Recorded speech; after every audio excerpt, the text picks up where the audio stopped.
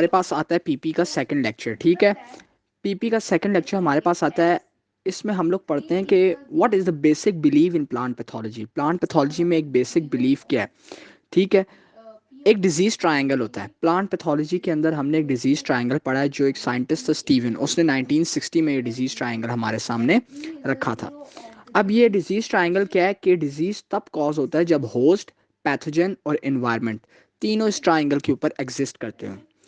इससे मुराद ये है कि एक ऐसा होस्ट अवेलेबल हो जो पैथोजन जिस पे अटैक करता हो, जिसके पास वो एसेंशियल न्यूट्रिएंट्स मौजूद हों कि जिनके थ्रू पैथोजन उन पे कि जिनके लिए पैथोजन उस पे अटैक करे। बट इन्वायरमेंट कंडीशंस भी ऐसी होनी चाहिए जो पैथोजन के लिए फेवरेबल हों। अगर फेवरेबल कंडीशन ना हो और बाकी दो कंपोनेंट मौजूद हों तो पैथोजन अटैक नहीं करेगा और डिजीज कॉज नहीं होगा। ठीक है। अब अगर हम बात करें फंगस की, तो फंगस जो रस्ट डिजीज कॉज करता है बेसिकली वीट में, ठीक है, वो एक पैथोजन है। सही हो गया। Specific plant is host of specific pathogen.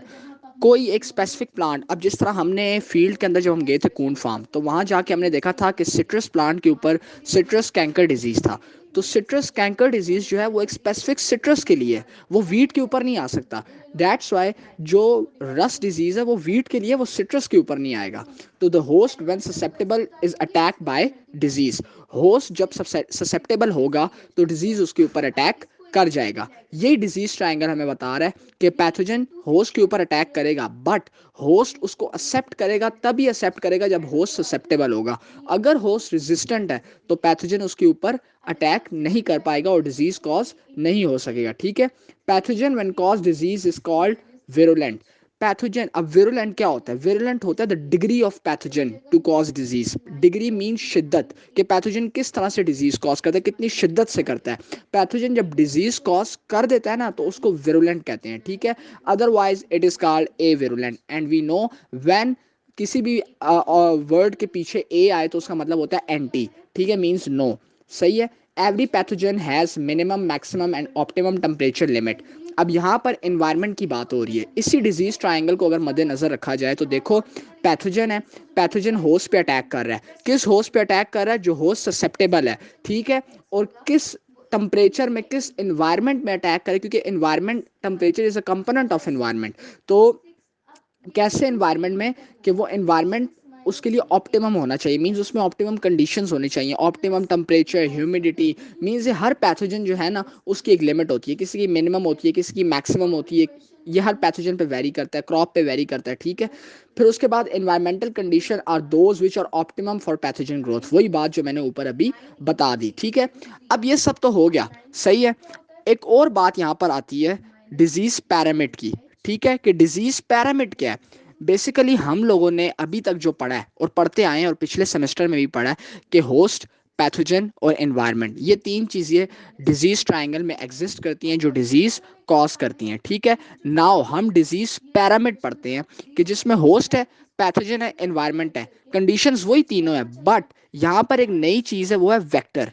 Vector कौन सा वेक्टर? इंसेक्ट वेक्टर, जो हेल्प करेगा पैथोजन को कि वो उसको उसको एक ट्रांसमिशन प्रोवाइड करेगा, एक उसको आप कह सकते हो कि एक वे प्रोवाइड करेगा, उसको हैंडल करेगा, उसको लेके जाएगा और उसको एक जगह पे ड्रॉप करेगा। ठीक हो गया। और टाइम, टाइम भी इसका एक फैक्टर है। ठीक है। अब होता क्या है, फॉर एग्जाम्पल अगर हम बात करें cotton leaf curl virus disease की, ठीक है, कि उसमें क्या है, हमारे पास होस्ट, हमारे पास ससेप्टेबल है, पैथोजन हमारे पास विरुलेंट है, एनवायरनमेंट हमारे पास फेवरेबल है। बट अगर हम बात करें विदाउट वेक्टर, बिकॉज हम वायरसेस के बारे में हमने पढ़ा है, ये हम ऊपर वाली जो हम बात कर रहे हैं वो in case of pathogen. For example अगर मैं फंगस, बैक्टीरिया, नेमाटोड्स इनकी बात कर रहा हूँ, बट अगर मैं वायरस की बात कर रहा हूँ तो उसमें वेक्टर तो इंपॉर्टेंट एक कंपोनेंट है, बिकॉज विदाउट वेक्टर पैथोजन जो है वो किस तरह से आप उसको आगे ट्रांसमिट करोगे और किस तरह से वो जाएगा, वायरस जो है। तो cotton leaf curl virus disease की अगर बात की जाए तो उसमें अगर हम कंडीशंस, फॉर एग्जांपल अगर हम अपने कंडीशंस बनाते हैं कि होस्ट जो है फॉर एग्जांपल ससेप्टेबल है, पैथोजन विरुलेंट है। विरुलेंट कौन सा पैथोजन होता है?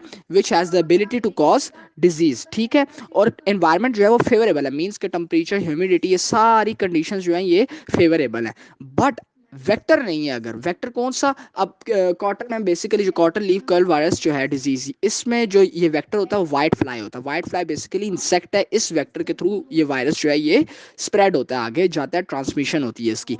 अगर ये वेक्टर वहाँ मौजूद नहीं है और ये वेक्टर वायरस को कैरी नहीं करता और ले जाकर वहाँ पर क्या नहीं करता, डिपॉजिट नहीं करता, तो डिजीज क्या होगा, will not cause, disease cause नहीं होगा। ठीक है। इसी तरह अगर हम लोग क्या देखो, वेक्टर इंसेक्ट भी हो सकता है, ह्यूमन भी हो सकता है, फार्मर भी हो सकता है, ठीक है ना, ये वेक्टर इनमें से कोई भी हो सकता है। फिर आगे हम बात करते हैं, आगे बात करते हैं एक और एग्जांपल चिली की अगर हम लेते हैं, ठीक है, चिली की एग्जांपल लेते हैं, राल्स्टोनिया सोलानेशियरम, ठीक है। तो ये अगर हम इसकी बात कर रहे हैं, ठीक है, ये विल्टिंग कॉज करता है किसमें, चिली के अंदर, राल्स्टोनिया सोलानेशियरम किसमें विल्टिंग कॉज कर रहा है, चिली के अंदर। अब रिक्वायर हाई टेम्परेचर, इसको क्या चाहिए, चिली इसकी रिक्वायरमेंट है हाई टेम्परेचर की, ठीक है।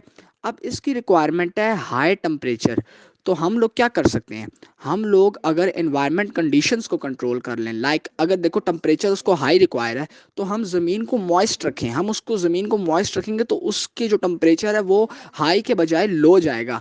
तो लो टेम्परेचर जो मतलब उसको, अब देखो एक क्रॉप को फॉर एग्जांपल अगर हम यहाँ से एग्जांपल्स हटाते हैं ना, हम एक सादे जुबान में बात करते हैं कि if a crop requires high temperature और if a crop requires low temperature. तो अगर मैं हाई टेम्परेचर की बात करूँ कि एक क्रॉप है उसको हाई टेम्परेचर चाहिए, ड्राइनेस चाहिए, उस कंडीशन में वो अच्छे से ग्रो करेगी, लेकिन उस पर पैथोजन अटैक भी उसी कंडीशन में होगा, तो क्या चीज़ है, अब मैं क्या करूँगा, मैं इसकी रेमेडी क्या निकालूंगा, मैं ये करूँगा कि हम लोग जो फील्ड है उसको मॉइस्ट कर देंगे, मीन्स कि उसको इरिगेट कर देंगे। इससे क्या होगा, इससे टेम्परेचर जो होगा वो लो होगा, टेम्परेचर जब लो होगा तो ऑप्टिमम कंडीशंस जो है वो पैथोजन को अवेलेबल नहीं होंगी, और जब अवेलेबल नहीं होंगी तो एट द एंड वो डेथ उसकी मतलब वो नहीं सर्वाइव नहीं कर पाएगा।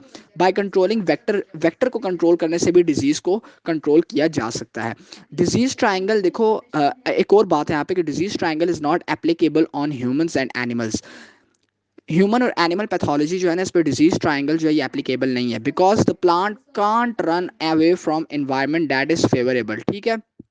अब देखो हम, we are human beings, we can run, हम हमें पता चल जाता है, हमें सिग्नल्स मिल जाते हैं, वी कैन सेंस दैट कि ये जी हमारे ऊपर कोई वायरस आने वाला है, कोई ऐसी चीज़ आने वाली है, तो हम उस फेवरेबल इन्वायरमेंट से दूर हो जाते हैं, ठीक है। But plant can't run, plant भाग नहीं सकते, प्लांट के ऊपर अगर डिजीज अटैक कर रहा है तो प्लांट वहाँ से अपनी रूट निकाल के चलना नहीं शुरू हो जाएगा। तो दैट्स वाई जो डिजीज ट्राइंगल है ये एप्लीकेबल ह्यूमन या एनिमल पैथोलॉजी पे नहीं होता। होप सो कि ये वाला भी आप लोगों को क्लियर हुआ होगा। Thank you very much.